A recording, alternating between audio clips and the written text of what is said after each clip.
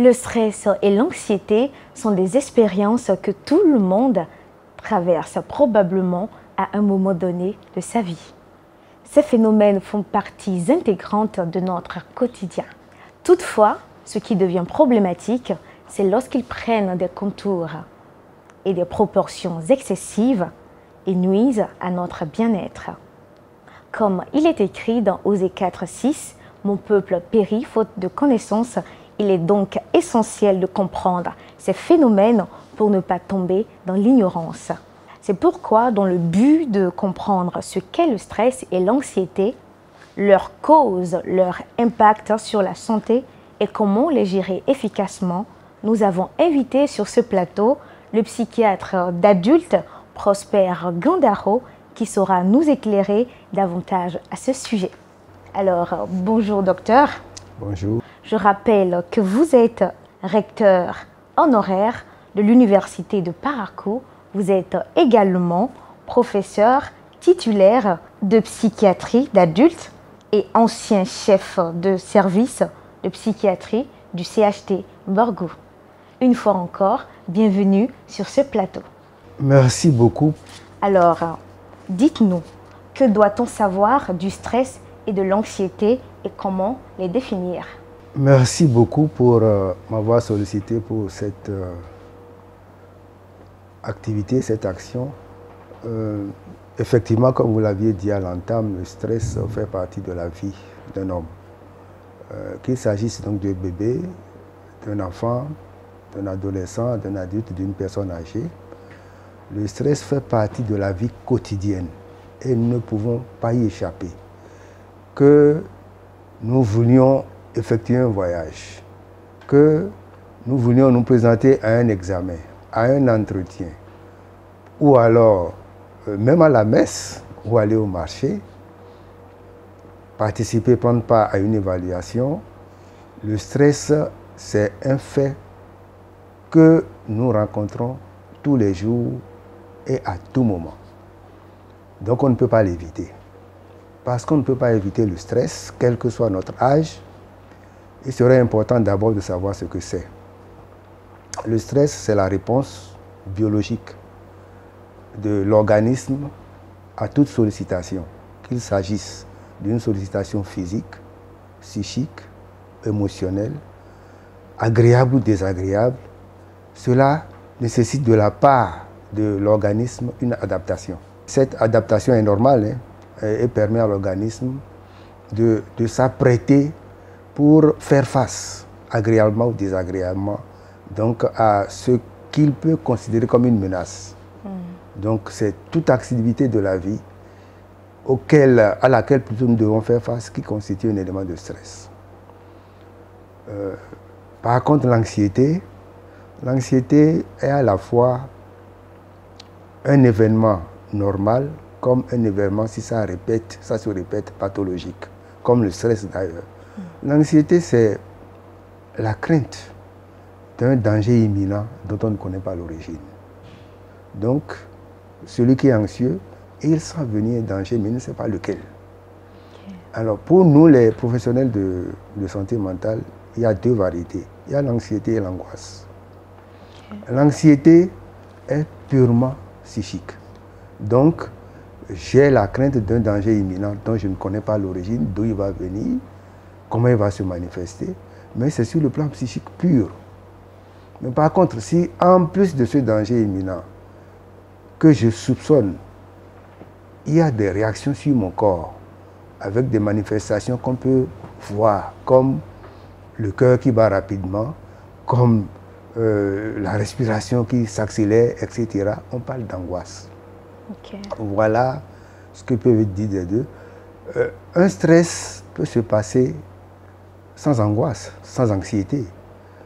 L'anxiété n'est pas le stress. L'anxiété, c'est un symptôme qui peut survenir en cas de stress, mais ce n'est pas le stress. Mais les deux ont des répercussions sur l'organisme si ce n'est pas géré. D'accord. Alors, d'où vient le stress et l'anxiété? Autrement dit, quelles sont les causes de ces phénomènes? Comme je l'ai dit dans la définition, c'est toutes les sollicitations de la vie qui amènent le stress. La seule manière de ne pas être stressé, c'est de ne pas naître. C'est de ne pas l'être. De ne pas naître. De ne pas naître. Si vous naissez, vous devez vivre le stress. Depuis déjà l'enfance, dès que le bébé naît, quitte le paradis que constitue le ventre de la mère, il naît, il se met à crier, il est stressé. Il est stressé. Et il va grandir au fur et à mesure, en tenant compte de l'éducation, de la famille, du climat dans la famille. Ce sont autant d'éléments qui préparent le sujet à répondre agréablement ou désagréablement au stress. En tant qu'enfant, il va à l'école, il subit des punitions, il subit des compliments. Cela l'amène à grandir, à gérer le stress. Au fur et à mesure qu'il grandit, les symptômes continuent. Le stress est toujours là. Est-ce que c'est les évaluations à l'école, les gens qui évaluent comment ils vont vous noter, les notes obtenues, les résultats, ce que ça va vous faire, vos diplômes, le travail, le chômage, sont autant de... C'est-à-dire tous les événements de la vie sont des événements stresseurs. Et il faut savoir les gérer. Donc, dire la cause du stress, il peut s'agir de maladies, plus tous les événements de la vie auxquels nous sommes confrontés. Même en tant que chef, le chef est stressé. L'employé est stressé. Le papa est stressé. La maman est stressée parce que les problèmes de l'enfant, les problèmes de la femme, les problèmes de la... Donc, tous les événements de la vie poussent l'individu à vivre des moments de stress, qu'il s'agisse de compétitions sportives, de joie, etc. Tous les éléments que nous faisons dans la vie sont des facteurs de stress qui peuvent nous amener à stresser. Maintenant, comment il faut les gérer, c'est en fonction de notre personnalité. Ok. Alors, j'en venais déjà à cette question. Comment reconnaître, en tant que victime, que l'on souffre de ces maux, ou comment reconnaître en tant qu'une personne extérieure que telle personne souffre de l'anxiété, quand il s'agit d'une pathologie, bien sûr? Oui, comme je l'ai dit, dès que l'organisme est sollicité, il y a deux substances que l'organisme émet qu'on appelle des hormones. C'est l'adrénaline et le cortisol. Ces deux éléments augmentent le taux de l'adrénaline et du cortisol dans l'organisme et en fonction du taux, cela apporte de l'énergie. Et c'est la gestion et l'action de l'énergie sur le corps qui peut amener l'individu à savoir s'il est stressé ou non. Alors, je peux être stressé, on peut le remarquer sur moi parce que je respire rapidement, soit parce que mon cœur bat vite, soit parce que je commence à avoir un flou visuel, j'ai des maux de tête. Au niveau de la bouche, j'ai une sécheresse de la bouche. Au niveau de la gorge, j'ai une sensation de boule dans la gorge. Au niveau du thorax, j'ai tantôt dit que le cœur bat vite, mais la respiration aussi peut être rapide et on ne maîtrise pas. Ensuite, je vais plus bas, je peux avoir mal au ventre, je peux souffrir de l'ulcère, la crise est déclenchée, ou c'est des diarrhées à n'en plus parler, ou alors plus bas, c'est des troubles urinaires. Les gens ont tellement peur qu'il peut faire pipi dans sa tenue, comme il peut aller plusieurs fois aux toilettes et revenir, comme il peut aller faire la diarrhée et revient, surtout en cas d'examen, de ça chauffe, et ça.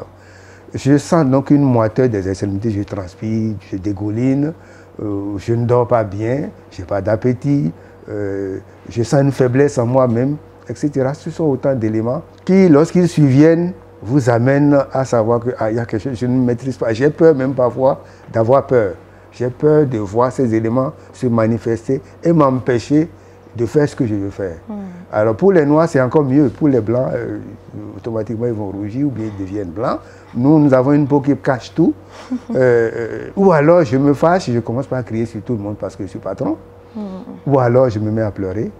Ou alors, je m'énerve très vite, je suis irrité, angoissé pour un rien, ou je casse tout, je jette à droite, à gauche. Ce sont autant d'éléments qui montrent que je suis stressé.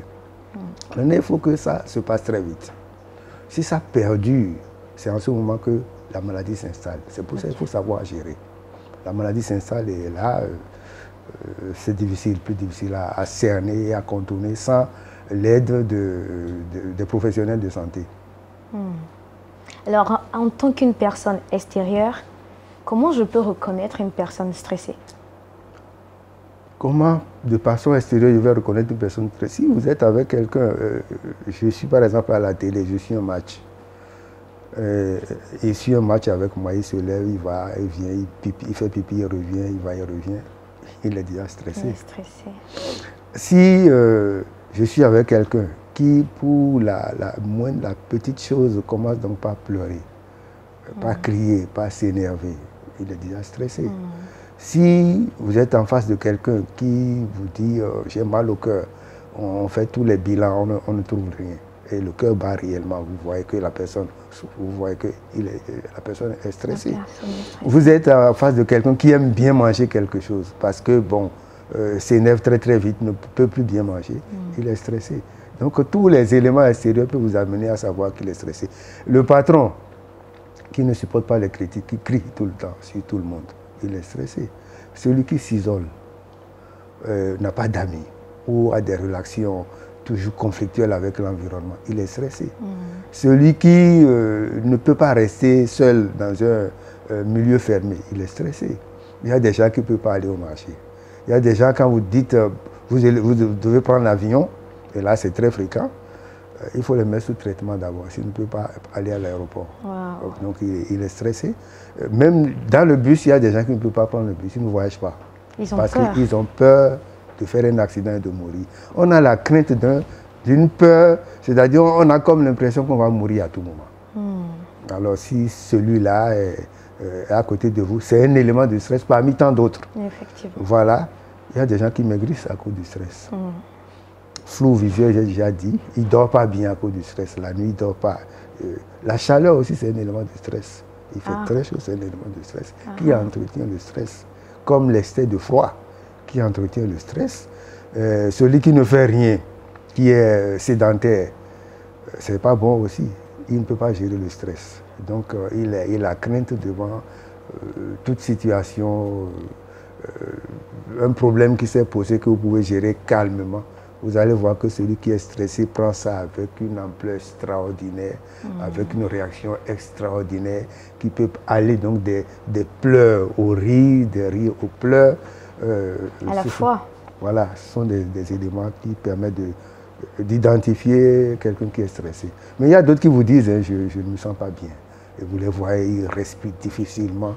Qu'est-ce qui se passe? Et il est là, il est inquiet. Donc, permanemment inquiet, c'est quelqu'un qui est stressé. Quelqu'un qui est stressé.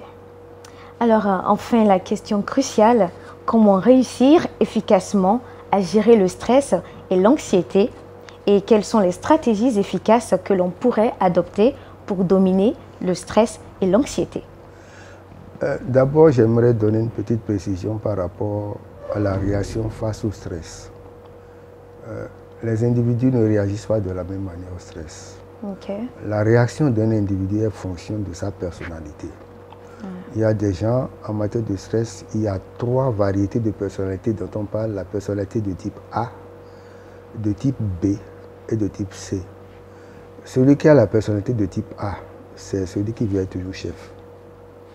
Toujours ne se donne jamais de repos, veut toujours la perfection, veut toujours être le premier, veut toujours faire un travail non critiquable, veut la ponctualité, la régularité, prend tout au sérieux, s'entoure de toutes les responsabilités, ne se repose jamais, difficile pour lui de prendre des congés, il ne se repose jamais. Il rentre à la maison avec des documents, il veut tout contrôler, etc. Ceux-là, c'est la personnalité de type A. Je passe directement à la personnalité de type C, c'est les personnalités dépendantes. Aucune initiative. Il faut mobiliser, difficilement mobilisable, il faut forcément dire à la personne de faire ci, de faire ça, ne faire rien de lui-même, a comme l'impression qu'elle est malchanceuse, que rien ne marche pour elle, difficilement, disons, se réjouit. Tu ne peux pas l'inviter à un repas, il va trouver que c'est compliqué. Inviter à la plage ou bien au cinéma, c'est compliqué. Prendre la parole, c'est déjà difficile. Donc ça, ces personnes-là sont de type C. C'est le A et le C qui font souvent le stress. Par contre, il y a une autre personnalité qu'on appelle personnalité de type B. C'est celui qui n'est pas fainéant. Il travaille, mais il prend tout comme cela va. C'est arrivé, je peux réparer. Devant un danger, il aborde ça avec calme. il réussit à le faire. Devant toute situation où tout le monde s'agite, s'affole, lui, il est posé. Celui-là, il gère bien son stress. Et c'est justement vers là qu'il faut qu'on aille. Effectivement. Alors, pour gérer le stress, il faut tout faire pour ne pas aller rapidement à la médication. Médicament, ce n'est pas ça. Il faut vivre de façon équilibrée entre le travail, la maison, les travaux domestiques et la vie, disons, de joie et même religieuse. Donc, c'est une façon équilibrée. Il faut équilibrer sa vie. Il faut bien dormir. Ne pas être là toujours à veiller, rentrer à la maison avec des documents, ne pas chercher à se distraire un peu, à manifester, à échanger avec la famille, à échanger avec les enfants, les frères et sœurs. Il faut forcément le faire. Ensuite, il faut s'adonner à des activités physiques et sportives. Il ne faut pas attendre comme les gens le font, je le dis chaque année. Il y a des gens, des organismes qui font la marche de quelque chose une fois par an. C'est ridicule. Une fois par an, on dit on marche deux. Je ne dis pas l'organe, mais je trouve que c'est ridicule. Pour gérer le stress, il faut des activités physiques régulières. Il faut au moins 2 fois dans la semaine s'accorder 1 heure d'activité physique pour brûler l'excès de calories, se détendre. Il faut se détendre, il faut se promener. Il faut s'offrir un peu de bonheur. Ce qu'on veut, c'est s'offrir quelque chose de bien. Il faut apprendre à banaliser. Il faut rire. Quand vous riez souvent, vous mettez en place beaucoup de muscles qui interviennent dans la gestion du stress. Il faut non seulement sourire et rire, il faut bien manger. Il faut bien manger. Il faut éviter, ce n'est pas la quantité, il faut éviter de prendre des boissons alcoolisées en grande quantité. Il faut éviter, c'est l'excès en toutes choses nuit. Beaucoup d'aliments trop épicés, trop gras. Lorsqu'ils sont comme ça, les gens marchent un peu, prennent du blocotor, chocorou avec les pâtes, viande d'agouti, etc. On mange beaucoup, il ne faut aucun effort. Donc beaucoup d'huile, il faut éviter. Il faut manger des fruits. C'est important. Et il faut se reposer. Il faut se séparer de son ordinateur la nuit. Ah, c'est très important. Il faut se séparer de son ordinateur. Avant de vous coucher, 1 heure avant, séparez-vous de l'ordinateur. Ensuite, ne parlons même pas du portable. C'est les téléphones, on n'est pas obligé de répondre au téléphone à tout bout de champ, parce que ce n'est pas bon. Il faut avoir une vie relationnelle, ne pas s'enfermer sur soi-même. Il faut avoir un confident avec qui on échange, on parle. Tout cela, ça vous amène à détendre l'ambiance. Il faut écouter la musique, c'est important. Si vous aimez la Bible, c'est également bon, parce qu'il y a des passages de la Bible qui donnent des réponses à la gestion du stress. Parce que, effectivement, celui qui aurait été le plus stressé au monde, c'est Jésus. Pourtant, lui, il a vécu son temps, il a passé des moments, et si c'est même pour manger, il mange, mais il mange sainement. Il adopte des comportements qui vous amènent à ne pas vous reprocher beaucoup de choses. C'est quand vous faites tout cela et que les situations de stress se répètent à tout moment, que vous n'arrivez pas à contrôler, qu'il faut vraiment recourir maintenant à un professionnel de santé pour vous aider si vous n'arrivez pas à gérer le stress. Alors, est-ce qu'il y a des médicaments efficaces qui permettent de... Moi, je vais répondre que le professionnel de santé dispose de certains médicaments, mais pas tous. Le meilleur traitement est personnel. Ce n'est pas les médicaments. Il y a des médicaments qui répondent, qui permettent aux gens de pouvoir gérer le stress, même de manière temporaire. Vous voulez aller à un examen, il y a des gens qui sont obligés de se doper. Vous voulez participer à une compétition, il y a des gens qui sont obligés de se doper. Certains, vous voyez, font le signe de la croix. Vous voyez, même les grands athlètes américains, avant qu'on ne donne le coup de départ, vous les voyez. C'est une manière de commencer par gérer le stress par la spiritualité. Donc les médicaments existent, mais je crois que ce n'est pas le moment d'en parler. Il y a les médicaments pour dormir, des médicaments pour ralentir le rythme du cœur, des médicaments pour abaisser donc il faut apprendre à respirer. Là, on n'a pas besoin de médicaments pour apprendre à respirer. Avec le stress, il faut apprendre à respirer. Il faut faire la respiration profonde, très souvent. Profonde, inspiration profonde, vous retenez les expirations profondes, c'est très bon. Il faut savoir quand vous ne contrôlez pas la colère induite, donc par le stress, savoir respirer, savoir prendre un peu de l'eau pour vous calmer. Ça, c'est important. Donc, en fonction de la personnalité, il y a des médicaments. Mais il y a également des formes de thérapie qui n'utilisent pas des médicaments, qu'on appelle psychothérapie, que le professionnel peut vous amener à gérer. On parle de psychothérapie comportementale, il y a la relaxation, ce sont autant de phénomènes qui vous amènent à gérer le stress. Et il faut, comme je l'ai dit, faire partie d'un groupe où vous pouvez partager. Un groupe social. Voilà, vous pouvez être utile à autre chose pour ne pas être cantonné à l'oisiveté qui entretient également le stress. Voilà. Alors, ce que je peux dire pour le moment. Est-ce qu'on peut déjà essayer de pratiquer vous avez parlé tantôt de la respiration profonde. Est-ce que vous pouvez nous montrer? Ouais, j'ai défini, j'ai déclaré un peu qu'on peut inspirer profondément. Ouais, est-ce qu'on peut essayer cela sur ce plateau? Bon, essayez, inspirez profondément. Alors. En gonflant le ventre, vous inspirez profondément. Vous gardez l'air dans les poumons pendant un certain temps et vous expirez calmement en rentrant le ventre. Vous faites ça pendant un certain temps, ça commence par calmer le battement du cœur. Parce que quand le cœur se bat très très vite, vous sentez ça, le pouls est élevé. Quand cela survient et qu'on adopte des respirations profondes, ça donne un certain calme au cœur, à son battement. Et ça permet de contrôler un peu les manifestations du stress, dont l'anxiété dont on a parlé. Parce que l'anxiété, c'est également une manifestation du stress. Et quand c'est très poussé, on parle d'attaque de panique, c'est le stress aigu à son paroxysme. Et là, le sujet a comme l'impression qu'il va mourir tout de suite. Et quand vous êtes en consultation ou bien de garde, celui-là vient, docteur, je vais mourir, je vais mourir, je vais mourir. Donc vraiment, ça c'est des attaques de panique, avec le cœur qui bat, la tension qui s'élève. Et quand on ne contrôle pas ça, il y a des complications. Il y a des complications, notamment l'hypertension artérielle, avec toutes ces complications oculaires, cutanées, rénales. On a des problèmes de diabète, d'ulcères et de toutes les autres pathologies graves chez les personnes âgées qui peuvent les conduire facilement à la mort par non bonne gestion du stress. Le stress peut causer l'insuffisance rénale? Bien sûr. Wow. Si le stress vous amène à être hypertendu, l'hypertension artérielle, l'une des complications de l'hypertension artérielle non contrôlée, c'est agir sur le cœur, c'est agir sur le rein. C'est un cercle vicieux. Le cœur devient gros, avec toutes les pathologies des ventricules. Si le sujet ne tombe pas et ne meurt pas brutalement, comme c'est le cas chez beaucoup de personnes, on dit il est mort d'arrêt cardiaque, on ne sait pas pourquoi. Ça peut être une conséquence du stress mal géré. Donc, l'hypertension a des répercussions sur le rein, a des répercussions sur le foie.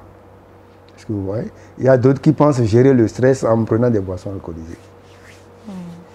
On devient alcoolique. On crée d'autres problèmes à la maison. D'autres pensent gérer le stress en s'adonnant au jeu de l'auto. Alors on va dire, je vais gagner, parce que la pauvreté, le chômage, c'est des éléments de stress. Ceux qui étudient, qui ont les diplômes qu'il faut, ils sont grands, ils ont tous les diplômes, ils sont encore à la charge de leurs parents. C'est le papa qui doit encore s'occuper d'eux. C'est vraiment démotivant et c'est stressant. Parce que papa est obligé de savoir ce qui t'a donné, ce que tu en fais. Comment tu vis avec tes enfants, comment tu vis avec ta femme. Tu n'as plus de poids pour un homme sérieux, sincère devant sa femme. Ce sont autant d'éléments qui entretiennent le stress. Le stress, la prise en charge, c'est vraiment global.